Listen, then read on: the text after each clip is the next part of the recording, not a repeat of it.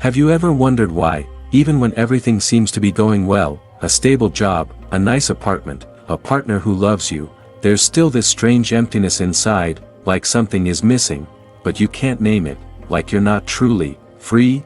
We live in an age that worships freedom, freedom of speech, freedom of choice, freedom to travel, to buy, to dream, to scroll endlessly. We're told we can become anything, we're told we are free, but most of us are living in invisible cages, not cages made of iron bars or concrete walls, but made of thoughts, fears, attachments, expectations. Think about it. You wake up, and the first thing you feel is stress. A rush of anxiety. Your mind races to yesterday's mistakes, today's to-do list, and tomorrow's deadlines. Even before your feet touch the ground, you're already trapped. But what is this cage, really? It's the voice in your head that says, you're not enough yet. Work harder. It's the fear that if you slow down, you'll fall behind. It's the need to please, to prove, to pretend. It's the addiction to noise, to achievement, to validation. You see, the most dangerous prison is the one you don't even know you're in, and the scariest part, you're the one holding the key, but you've forgotten where you put it. Let's make this real. Have you ever stayed in a job you hated? Just because it paid well, or because you feared starting over? Have you ever said yes when your heart screamed no, because you were afraid of disappointing someone? Or maybe you've spent hours scrolling through social media, comparing yourself to people who seem happier, richer, more loved, and then wondering why you feel so hollow afterward. That is the cage, and no matter how much money you earn, how many degrees you collect, how many likes you get, if your mind is constantly restless, if your heart is never at peace, you are not truly free. Freedom isn't doing whatever you want, it's not being controlled by what you want, it's the ability to sit with yourself in stillness, and feel no need to escape. But here's the truth no one told us growing up. The world doesn't imprison us, we imprison ourselves with memories that hurt, with identities we cling to, with beliefs we never questioned. And yet, there's another way, a path not many walk, but those who do, find something extraordinary. Inner freedom, the kind that doesn't depend on your bank account, your relationship status, or what people think about you. It's the kind of freedom the Buddha talked about, a stillness beneath all the storms, a release so complete, you no longer chase happiness, you become it. So the real question is not, are you free to do what you want? The real question is, are you free from being run by your mind? Take a deep breath, really, right now, and ask yourself, who's really in control here, the calm, aware presence within you, or the anxious voice that never shuts up? Because once you see the cage, you can start to unbuild it, you can stop running. You can finally be still, you can finally begin to be free. We talked about the cage you couldn't see, now it's time to meet the chains you didn't know you were dragging. You see, even if we escape the cage, many of us are still shackled, not by metal, but by mental habits. And the cruel part is, these chains feel like you, but they are not you. Let's begin with the first and heaviest chain, craving. In Buddhist teachings, it's called ta, a thirst, not just for water or food, but for more success, more comfort, more control, more love, more of anything that will make us feel complete. But here's the trap, every time you get what you crave, your mind just moves the finish line. You get the job, and now you want a promotion. You buy the house, and now you want it renovated. You find a partner, and now you want them to change. It's endless, like drinking salt water when you're thirsty. The more you drink, the thirstier you become, and yet we keep reaching, because we've confused pleasure with peace. But peace isn't found in the next achievement, the next vacation, the next relationship. It's found in the absence of craving, not the fulfillment of it. Now let's talk about the second chain, aversion. What you push away, what you can't stand, what you judge, resist, avoid. This is the chain that says, I'll only be happy when this pain is gone. I'll only be okay when this problem is fixed. I'll only be free when this person changes. But here's the truth, whatever you fight inside yourself, grows stronger. The Buddha once said, hatred does not cease by hatred. Hatred ceases by love. And what is love in this context? It's the gentle courage to see things as they are, without running, without resisting, you suffer not because of pain itself, but because of the war you wage against it. Now, the third chain is the most deceptive: delusion. This one is silent, it hides in your assumptions, your labels, your unquestioned beliefs. It tells you, this is who I am. I've always been like this. This is just how life is. But are those beliefs true, or are they just familiar? Delusion is like walking through life with fogged glasses. You think you see clearly, but you're reacting to illusions, not reality. You mistake your thoughts for facts, your feelings for truth, your stories for reality. But once you start to question those stories, the fog begins to lift. Let me ask you something. Have you ever reacted angrily, only to realize later you misunderstood the whole situation? That's delusion. It's not just ignorance, it's believing in what's not real, and building your life around it. Now imagine this: craving pulls you forward, aversion pushes you back, delusion blinds you altogether. No wonder we feel stuck. No wonder we feel tired, like we're always fighting, chasing, running. But you weren't born with these chains. You picked them up, bit by bit, and that means you can lay them down, not by force, but by awareness. You don't cut these chains, you see them, clearly, honestly, without judgment, and in that seeing, they begin to loosen. This is the power of mindfulness, the power of simply noticing what's happening, without trying to fix it, fight it, or run from it, because when you're present, you stop being a puppet pulled by unconscious patterns. You start living from a deeper place, a freer place. The Buddha didn't say suffering comes from the world, he said it comes from our reaction to the world, from these chains we carry around, every single day. But now you've seen them, and once you've seen the chains, you can't unsee them. Now you have a choice. Let me ask you a question: who are you? Most people answer quickly: I'm a teacher. I'm a mother. I'm a CEO. I'm an artist. Or they say, I'm shy. I'm funny. I'm ambitious. I'm broken. But what if none of that is truly you? What if you've just been wearing a mask for so long that you've mistaken it for your face? Let me tell you a story. There was once a young monk who asked his master, "Master, who am I?" The master smiled gently and said, "Remove all that you think you are, and you will see who you've always been." The young monk was confused, but over time, he started noticing how many of his thoughts came from others, how many of his fears came from childhood, how many of his dreams weren't truly his own, and slowly, the mask began to fall. Here's the truth: most of us walk through life, performing success, performing strength, performing happiness. We build an identity that looks good on the outside, but feels hollow on the inside. We say, this is just who I am. But is it? Or is it who you needed to become, to survive, to be loved, to feel worthy? In Buddhist philosophy, this mask is called the ego. The ego is not evil, it's just confused. It believes your worth depends on how you look, how much you achieve, how others see you. It's always comparing, always defending, always trying to be somebody. But the ego is fragile, it needs constant reinforcement. A compliment makes it fly, an insult makes it collapse. It's always chasing approval, and running from rejection, and the tragedy is, we become prisoners to this role we created. You see, freedom isn't just escaping society's expectations, it's escaping the expectations you put on yourself. So many of us wear masks, because we think we have to, smile even when we're hurting, work even when we're burned out, pretend even when we're lost. We become strangers to ourselves.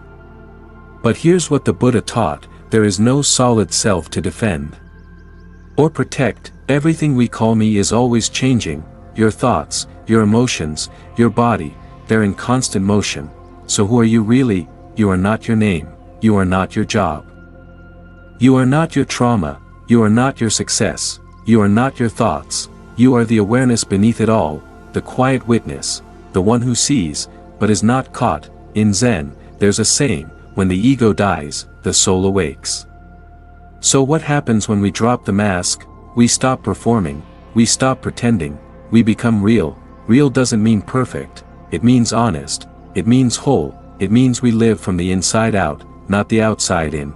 You don't have to find yourself You just have to stop being who you're not, and when that happens, a new kind of freedom begins to rise. Not loud. Not dramatic, but quiet, steady, real. You no longer need to impress. You no longer fear being misunderstood. You no longer need to be liked, to feel like you belong. You come home, to yourself. What if I told you that the deepest truth of who you are is found not in thinking more, but in thinking less? In our noisy world, silence is almost suspicious. We fill every pause with music, every moment with scrolling, every space with stories. But here's the paradox: the more we fill ourselves with noise, the more empty we feel inside. So let me ask you something, honestly, when was the last time you were truly still, not just physically still, but mentally still? Most of us can't remember. We've been conditioned to believe that stillness is laziness, that doing nothing is a waste of time. But in Buddhist wisdom, stillness is not passive, it's powerful. It is where wisdom arises, it is where illusion breaks, it is where the self, with all its noise, finally gets quiet. Let's go back in time, to the moment of the Buddha's awakening. He sat under the Bodhi tree, with one clear vow: I will not rise until I see the truth. And what did he do? He didn't chase answers. He didn't debate philosophies. He sat a day in silence. He turned inward, and in that profound stillness, he saw the true nature of mind, the root of suffering, and the path to liberation. Stillness wasn't just his tool, it was his teacher. Now, you may be wondering, how do I find that kind of stillness in my life, in this noisy, demanding, ever-moving world? The answer isn't in escaping the world, it's in returning to the present moment, the breath, the body, the now. Right now, as you're hearing these words, pause, feel the air entering your lungs, notice the sensation of your body sitting or standing, listen to the silence between the sounds. This is not nothing. This is the portal to everything. You are not your thoughts, you are the space before thought, the canvas on which all experience is painted. But here's the challenge: when you try to be still, your mind rebels, thoughts come rushing in, memories, worries, random song lyrics, and most people give up right there. They say, I can't meditate. My mind is too busy. But here's the truth: stillness isn't the absence of thought, it's the freedom from being controlled by thought. You begin by observing, you say to yourself, aha, this is a thought. And now, this is another one. And now it's quiet. Just for a second. Like watching clouds drift across the sky. You don't chase them, you don't cling to them, you just notice, and slowly, something miraculous happens. The clouds pass, and for the first time, you glimpse the sky. That sky is your natural mind, open, spacious, clear, free from identity, free from anxiety, free from all the noise you mistook for you. In that space, peace arises, not because the world changed, but because you stopped grasping, you stopped trying to fix the moment, you allowed the moment to be, and in that sacred allowing, you rediscover the quiet brilliance of being alive. In Zen, there's a beautiful phrase: the silence between two thoughts is where God lives. Call it God, call it Source, call it Buddha nature, call it nothing, but in that silence, you are home. Now, here's where it gets even more powerful: when you begin to rest in stillness regularly, you don't just find peace, you begin to see life with new eyes. You respond instead of react, you hear what others don't say, you feel what's truly needed, not just what's demanded. You begin to live from the inside out, and that is freedom, not flashy, not loud, but rooted, steady, deep. We all do it, we hold on, we grip tightly to what we love, to what we fear, to what we think should be. We try to control the outcome, the timing, the way people see us, even how our story should unfold. But here's a quiet truth: the tighter you hold, the more it hurts. Let me tell you a story. A young man once came to the Buddha, frustrated. Master, he said, I suffer so much. I try to make everything perfect, my work, my family, my path, but things keep falling apart. Why?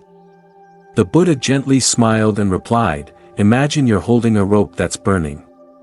The more tightly you cling, the deeper it burns.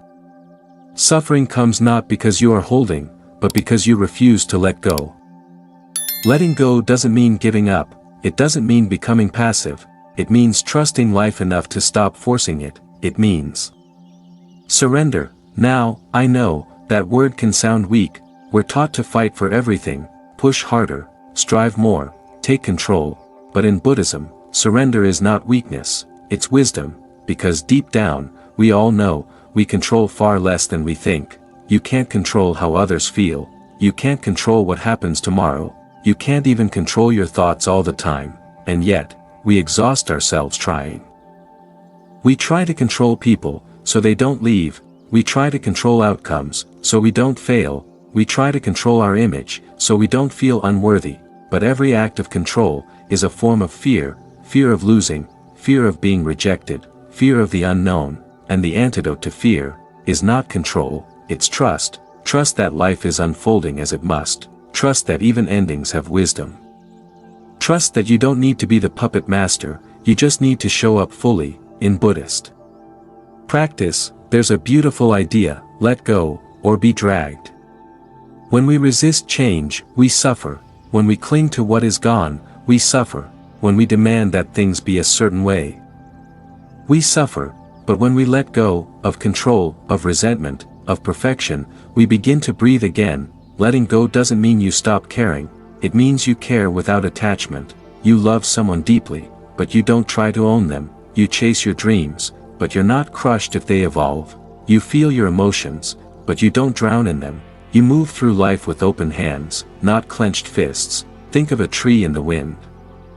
If it's rigid, it breaks, if it bends, it survives. Letting go is the art of bending, of trusting the current of life, more than your fear of losing control. It means looking at the pain and saying, I release you. Looking at the past and saying, I forgive you. Looking at yourself and saying, I don't need to be perfect to be at peace. So how do we practice this art? Not in grand gestures, but in quiet moments. Pause when you feel the urge to control, breathe when fear tightens your chest, watch your thoughts like clouds, and remind yourself, I am not here to force life. I am here to flow with it. Letting go is not a one-time act, it's a lifelong practice. Sometimes you'll release with grace, sometimes you'll resist, and that's okay. Even your resistance is part of the journey, but little by little, you begin to live lighter, you suffer less, you smile more, because you've stopped carrying what was never meant to be held. We all crave love, don't we? It's one of the deepest desires in our hearts, to be seen, to be understood, to be accepted as we are, but there's a catch. We often love with conditions.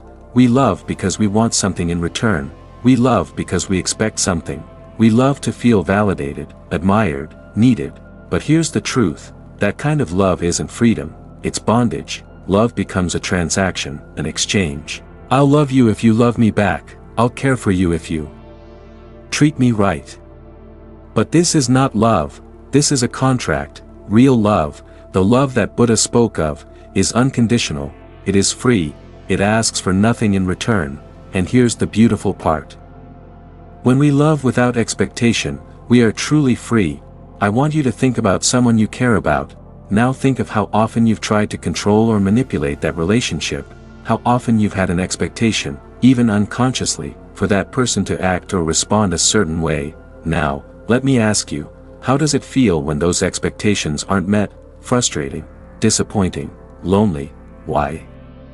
Because you tied your happiness to someone else's actions, you gave them the power to decide how you felt.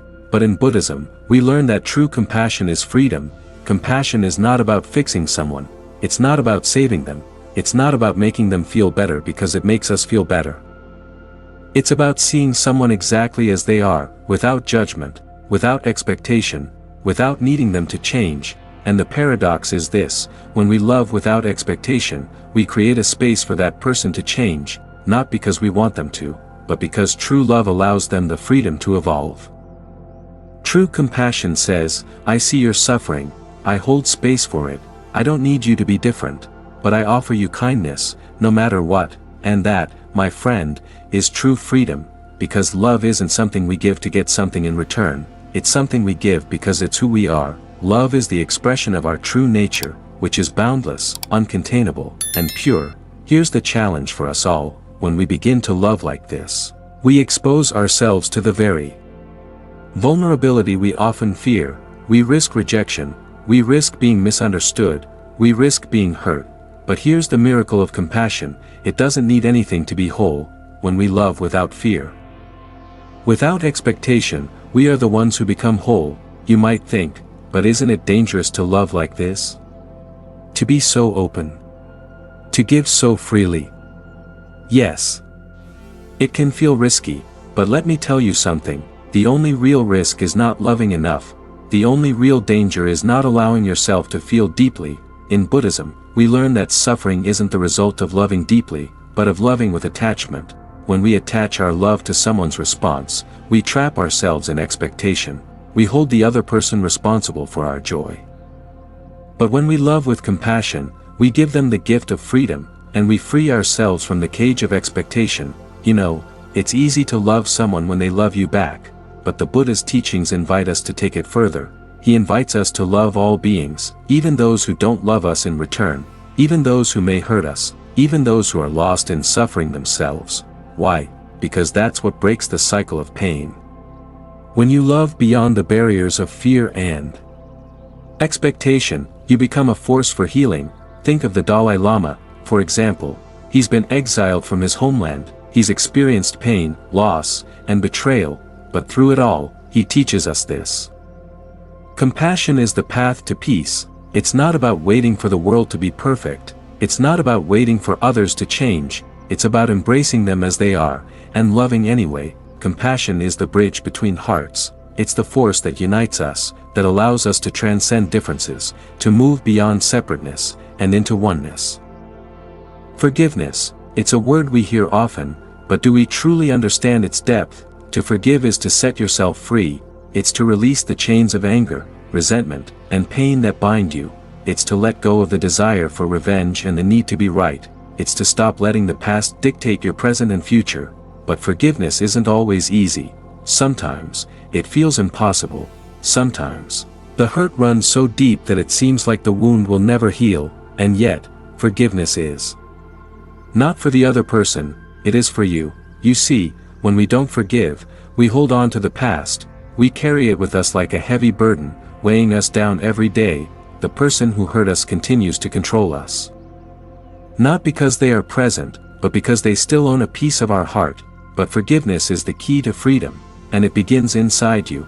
The Buddha spoke about forgiveness as a path to peace. He said, holding on to anger is like drinking poison and expecting the other person to die. This powerful teaching reminds us that anger only hurts us, it only poisons our mind and spirit. When we hold on to resentment, we deny ourselves the freedom to heal. Let me share with you a story. There was once a woman named Amina. Amina had been deeply hurt by someone she loved, someone who betrayed her trust in the most painful way. For years, she carried the anger, the sadness, and the betrayal with her. She thought about it every day. How could they have done that to her? And the longer she carried it, the more bitter and heavy her heart became. One day, she went to a Buddhist monk for guidance. She told him her story, hoping he would offer some advice on how to get even, how to make them feel the pain she had endured. The monk listened quietly, then asked her, "Do you want to continue to carry this burden for the rest of your life?" Amina hesitated, "No. But how do I let go? It hurts so much." The monk smiled and said, "Forgiveness is not about them, it's about freeing yourself. You see, holding on to resentment is like clutching a burning coal, it only hurts you. Forgiveness is like putting that coal down, not for the other person, but for your own peace." Amina left that day with a heavy heart, but also with the seeds of a powerful realization. Forgiveness is not forgetting, it is not excusing the harm done, it is choosing to let go of its hold over you. And so, she began to practice. At first, it was difficult, the pain was still there, but each time she chose to release the anger, even just a little, she felt lighter. Forgiveness doesn't happen all at once, it's a process. It's an act of courage, and it's a gift you give yourself. When you forgive, you let go of the need for justice. You stop asking, "Why me?" You stop seeking revenge or a sense of balance, and you replace it with something infinitely more powerful, peace. Forgiveness is the key to unlocking the freedom that is your birthright. When you forgive, you choose to step out of the prison of your own mind. You choose to stop replaying the hurt, stop holding on to the past, and instead, you choose to be free. Buddhism teaches us that attachment to anger and resentment is the root of suffering. So, in every moment that you forgive, you let go of the attachment, and you create space for compassion, love, and peace to grow. But forgiveness is also forgiving yourself. Many of us carry guilt, shame, and regret, thinking that we aren't worthy of love or peace because of our mistakes. But here's the truth: you are human, and being human means you will fall, you will make mistakes, you will hurt others and be hurt. But you are worthy of forgiveness. Forgiving yourself means accepting that you did the best you could with what you knew at the time. It means recognizing that your worth is not tied to your past actions, and it means opening your heart to the possibility of growth and healing. So, I ask you now, what is it that you need to forgive? Is it someone who hurt you long ago? Is it yourself for the choices you've made? Is it the way you've held on to resentment? Take a moment.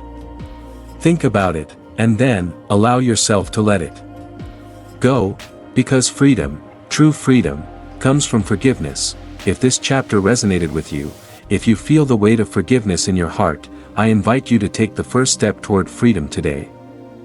Start by sharing this video with someone who may need to hear it. Like, comment, and share your thoughts with me. What do you need to forgive? What has been holding you back from peace? Your journey toward freedom begins with a single step. Let go, forgive, be free. Don't forget to subscribe to Zen Buddhism Wisdom for more content that dives deep into Buddhist teachings, personal transformation, and spiritual freedom. Hit the notification bell so you never miss a new video that could change your life. Let's continue this journey together.